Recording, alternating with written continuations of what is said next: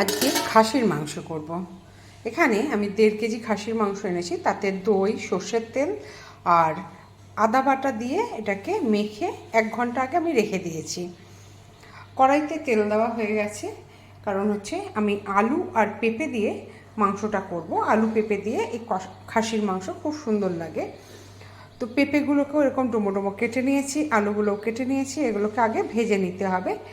আর এই 1.5 কেজি মাংসের জন্য আমি প্রায় 400 গ্রাম মতো পেঁয়াজ কুচিয়ে রেখেছি, 1.5 খানা এখানে রয়েছে রসুন। এছাড়া আমি এতে দিয়ে দেবো মশলা হিসাবে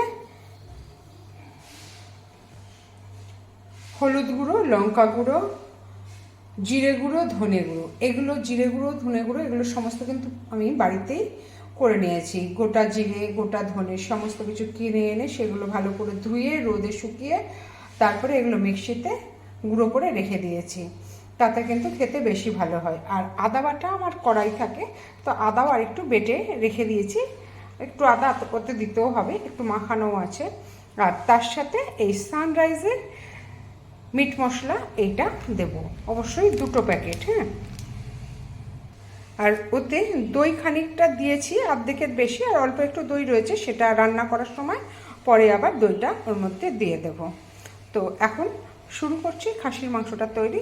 প্রথমে কিন্তু আমি আলুগুলো ভেজে নেব, ভেজে নিয়ে তারপরে পেঁয়াজ দিয়ে মাংসটা, পেঁয়াজ ভাজবো, ভেজে মাংসটা তারপরে করব। প্রথমে আমি আলুগুলোকে ভেজে নিই। তেলটা গরম হয়ে গেছে, মাংসতেও কিন্তু সর্ষের তেল দেওয়া আছে, যার জন্য এখানে আমার একটু অল্পই সর্ষের তেল দিয়েছি। আর রেওয়াজি খাসি তো, যার জন্য ওতে চর্বিটা বেশি থাকে, তো খুব বেশি তেল না দিলেও চলবে। আগে আলু আর পেঁপেটাকে ভেজে তুলে রাখবো।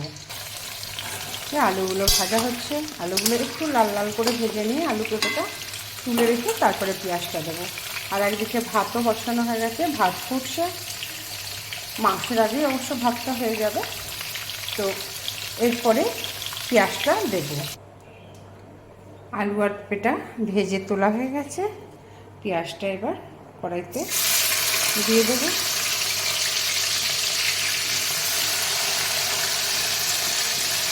রসুনটাও দিয়ে দিলাম।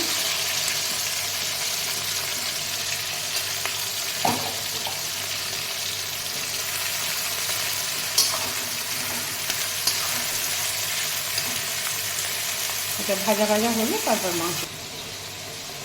পেঁয়াজটা প্রায় ভাজা ভাজা হয়ে এসছে। এবার এতে মাংসগুলো আস্তে আস্তে তুলে দেখুন কত চর্বি।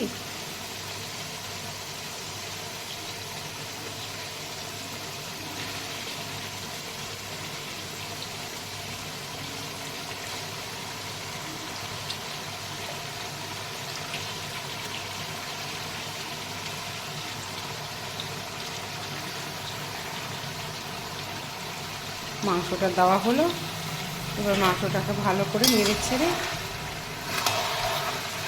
একটু সাদা সাদা হয়ে আসবে, মানে ভাজা ভাজা মতো হয়ে আসবে, তারপরে সব মশলাগুলো এতে দেবো।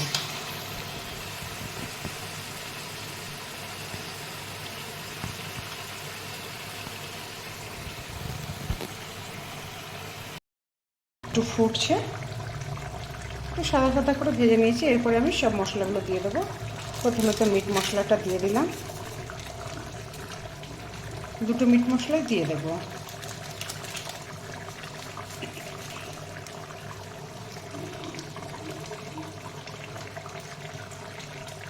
জিরে গুঁড়ো,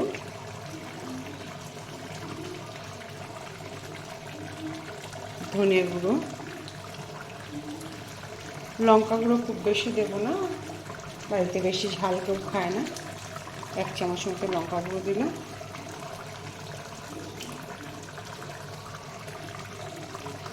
হলুদ গুঁড়ো, একটু আদাও দিয়ে দিলাম। এবার তখন আদাটা যখন মেখে রেখেছিলাম অল্পই দিয়েছিলাম।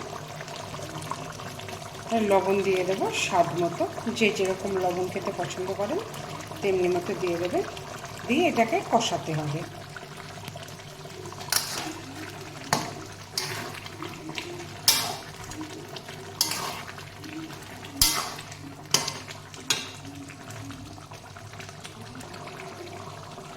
মাংসটা পুরো কষা হয়ে এলে তখন আলু আর পেঁপেটা দিয়ে দেব। আর এই যে মাখিয়ে যখন রেখেছিলাম সেই যে জলটা রয়েছে সেটা অবশ্যই তখন দেব। মাংসটা কষা কষা হয়ে এলে তারপরে আলু আর পেঁপেটা আমি এখানে অ্যাড করে দিয়েছি, দিয়ে আর একটু ভালো করে কষিয়ে নেব। কষিয়ে এরপর এতে জলটা দিয়ে দেব। আলু দিয়ে আর একটু কষিয়ে নিয়ে এবার এতে জল অ্যাড করে দিই। একটু ফুটে গেলে, ভালোভাবে সেদ্ধ হয়ে গেলে পরে নামিয়ে দেব।